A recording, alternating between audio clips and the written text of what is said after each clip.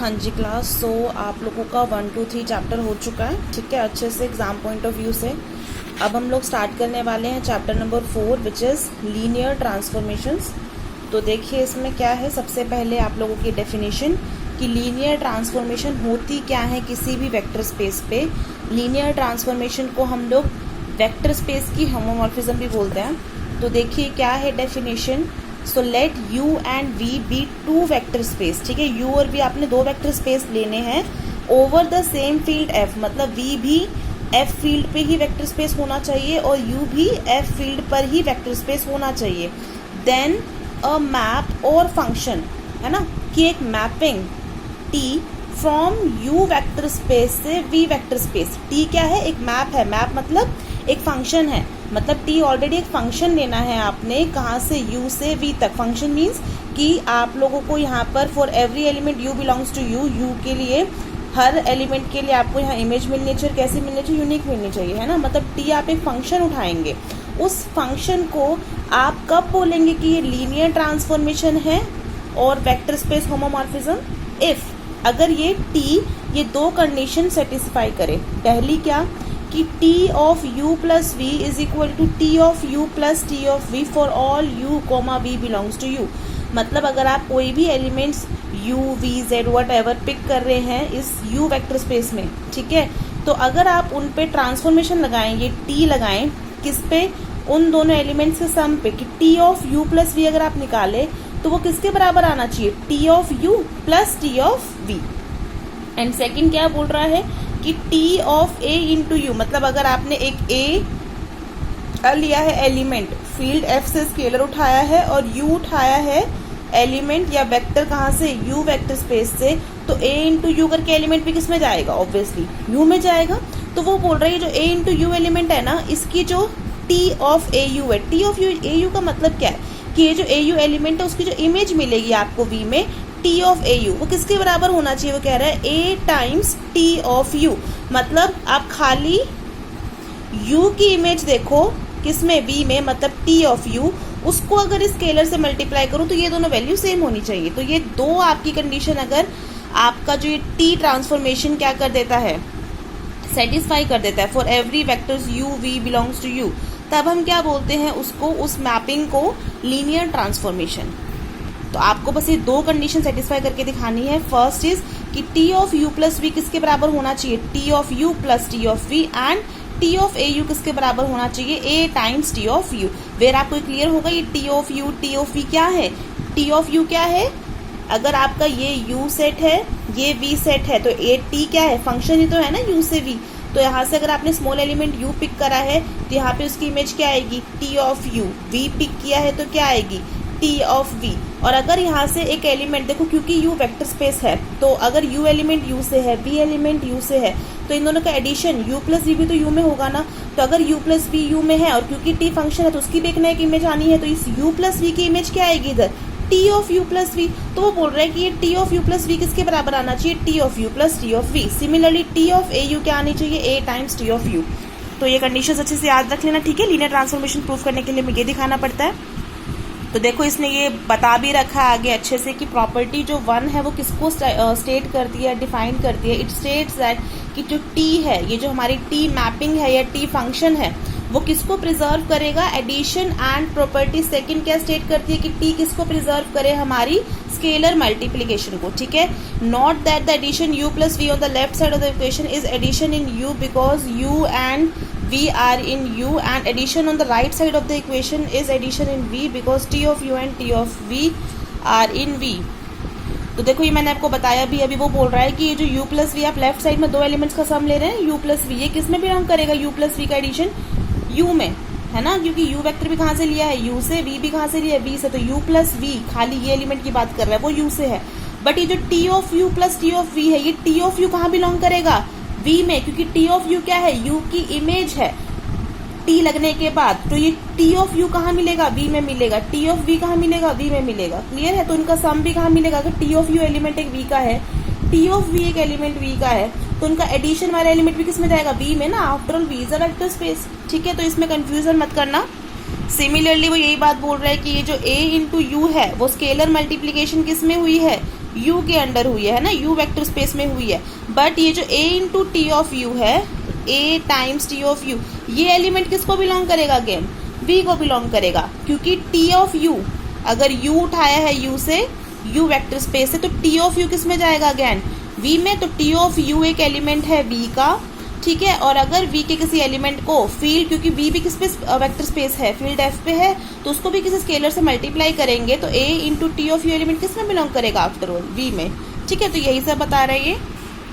Then हमारे पास कुछ remarks हैं। देखिए सबसे पहला क्या है कि जो लीनियर ट्रांसफॉर्मेशन है LT is also called linear mapping, linear function और वेक्टर स्पेस होमोमॉर्फिज्म, ठीक है। इसके 3 नाम और हैं। लीनियर ट्रांसफॉर्मेशन को ही लीनियर मैपिंग भी बोलते हैं, लीनियर फंक्शन भी बोलते हैं एंड वेक्टर स्पेस होमोमॉर्फिज्म भी बोलते हैं।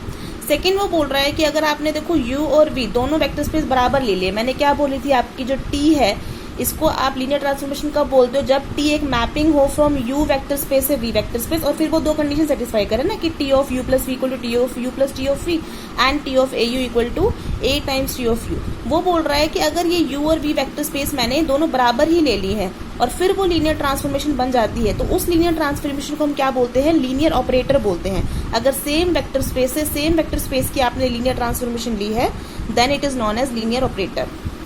नेक्स्ट वो बोल रहा है जो आइडेंटिटी मैप होती है I from V to V such that I of V is equal to V for all V belongs to V is a linear transformation and is called identity transformation. Identity transformation किसको बोलते हैं? सबसे पहली बात तो same vector से same vector space की होनी चाहिए।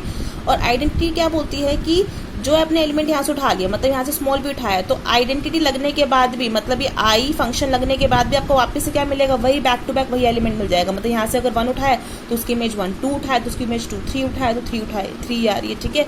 तो ऐसे ही लीनियर ट्रांसफॉर्मेशन हम क्या बोलते हैं? आइडेंटिटी ट्रांसफॉर्मेशन बोलते हैं।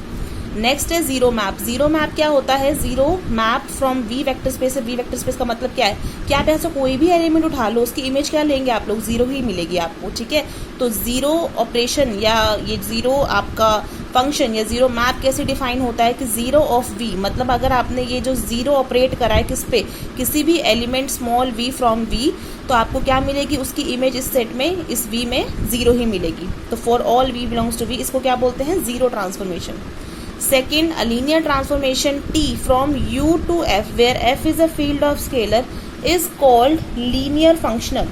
वो बोल रहा है कि एक लीनियर ट्रांसफॉर्मेशन कहाँ से कहाँ तक? एक वेक्टर स्पेस से फील्ड तक, उसको हम क्या बोलते हैं? लीनियर फंक्शनल बोलते हैं। Lastly, if T is a linear transformation from U to V, then the map minus T from U to V is defined by minus t of u equal to minus of t u for all u belongs to u is said to be negative of t and is called a linear transformation। वो बोल रहा है कि अगर देखो एक t linear transformation थी u से v तक की, तो वो बोल रहा है जो माइनस t होएगी ना, वो भी एक u से v तक की लीनियर ट्रांसफॉर्मेशन होगी। और ये कैसे डिफाइंड होगी? देखो कि माइनस t ये लगनी है ना मैपिंग किस पे?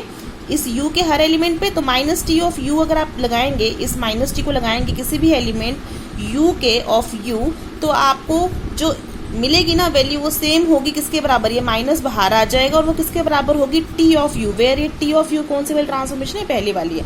तो बेसिकली कह रहा है कि t अगर एक ट्रांसफॉर्मेशन है u से भी, तो माइनस टी क्या होती है? t की नेगेटिव ट्रांसफॉर्मेशन ही होती है।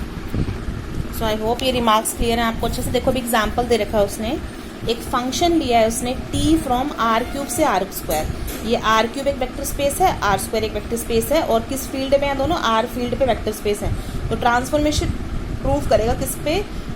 r क्यूब से r स्क्वायर सच दैट, देखो ये कैसे डिफाइंड है यहाँ की ट्रांसफॉर्मेशन कि t of x, y, z, मतलब अगर आप एक x, y, z एलिमेंट उठाते हैं r क्यूब से, तो ट्रांसफॉर्मेशन लगने के बाद जो ये एलिमेंट आती है, इमेज आएगी r स्क्वायर में, वो क्या आएगी? x, y। मतलब कि अगर आपने मान लो कोई एलिमेंट उठाया है 1, 2, 3 कहाँ से? r क्यूब से, तो जो t ऑफ 1, 2, 3 होगा, मतलब ये जो t मैपिंग लगने के बाद है ना, क्या वैल्यू मिलेगी? पहले 2 टपल मिलेंगे सिर्फ। t of x, y, z किसके बराबर आ रही है इमेज? x, y की। तो t ऑफ 1, 2, 3 क्या आएगा? 1, 2, मतलब 1, 2, 3 की इमेज इस r स्क्वायर में क्या है? 1, 2। ऐसी 2, 4, 5 की क्या होगी? 2, 4 एंड सो ऑन। तो ये तो डिफाइंड है। अब मुझे क्या प्रूफ करना है इसको? लीनियर ट्रांसफॉर्मेशन अगर प्रूफ करना है तो आप क्या दिखाएंगे? 2 कंडीशन दिखाएंगे ना वो वाली। एक तो पहली वाली क्या थी कि T of u plus v equal to T of u plus T of v. तो आप दो एलिमेंट्स ले लो, यू वी कहाँ से लेंगे, यहाँ से आर क्यूब से। तो यू एक एलिमेंट लिया है आर क्यूब से x1 y1 z1 टाइप का टपल, और v एक एलिमेंट लिया है आर क्यूब से ही x2 y2 z2 टाइप का टपल। तो आपको सबसे पहली कंडीशन में T of u plus v को किसके बराबर दिखाना है, T of u plus T of we.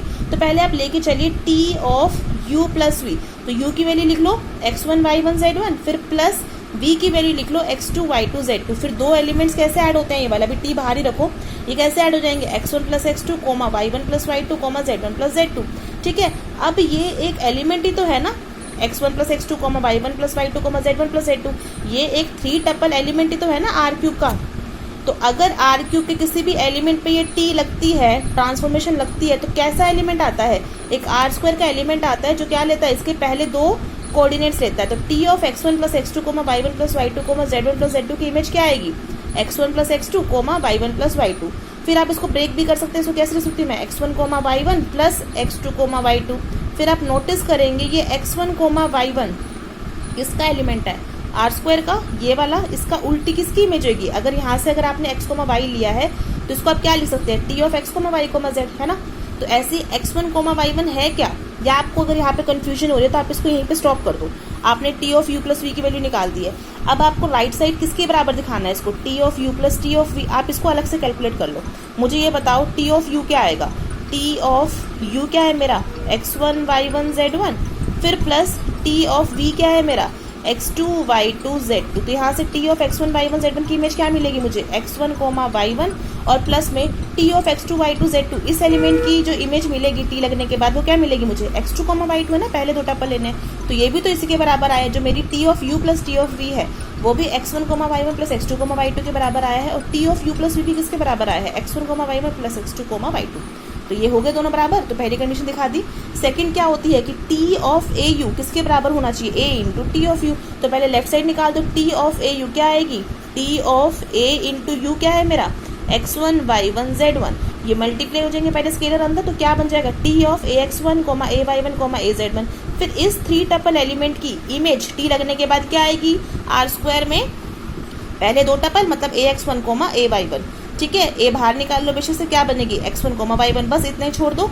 उसके बाद इसकी राइट साइड ही किसके बराबर होना चाहिए था, a times T of you, इसको अलग से कैलकुलेट कर लो, a times T of you मतलब x1 y1 z1। फिर T of x1 y1 z1 क्या आएगा, a as it is, T of x1 y1 z1 की इमेज क्या आएगी, x1 कोमा y1, तो ये सेम चीज आई। ठीक है, तो ये हैंस इसने पहली कंडीशन भी शो कर दी कि T of u plus v किसके बराबर आ रहा है, T of u plus T of v. And second condition भी आपने शो कर दी कि टी ऑफ ए यू किसके बराबर आ रहा है, ए टाइम्स टी ऑफ यू। आप अलग अलग कैलकुलेट करना, इससे आपको कंफ्यूजन नहीं होगा। ठीक है, तो यहाँ से अब क्योंकि इसने दोनों कंडीशन सेटिस्फाई करी है इस टी ने, हैंस ये टी क्या बन रही है मेरी यहाँ पर, linear transformation of R cube से आर स्क्वायर। ठीक है, तो ऐसे ही इसने ये 2-4 और एग्जाम्पल दिए हैं। ठीक है, इनको रीड कर लेना और एक बार आप सेटिस्फाई करके देखना इनफैक्ट ये दोनों कंडीशन की हो रही है या नहीं हो रही है। ठीक है, तो second, third, fourth and this 5th and 6th is your homework. ये करके देखिए आप लोगों से लीनियर ट्रांसफॉर्मेशन प्रूफ हो रही है या नहीं हो रही है। ठीक है, आगे इसका सेक्शन हम करेंगे कल नेक्स्ट लेक्चर में। Thank you.